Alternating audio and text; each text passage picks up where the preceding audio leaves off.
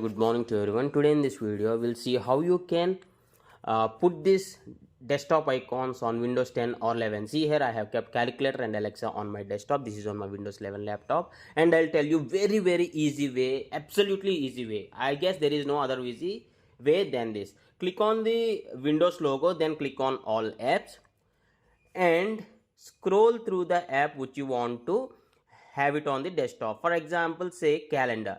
You just need to drag and drop. That's it. You heard it right. Just drag and leave it on the desktop. Don't worry about placement. You can drag and place it anywhere on your desktop, or right click or sort by name. It will be sorted automatically. Then you can double click on that particular icon just added and use it. What about the system installed app? For example, MySQL, I'll search here. Two ways you can keep it as a shortcut. When you search for the MySQL, for say example, you have two options: pin to taskbar.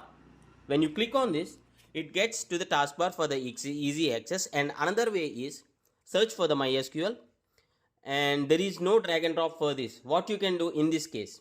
In this case, open file location. This will open the file location of the MySQL on my computer. Now you can drag and drop this shortcut. Drag and drop this shortcut.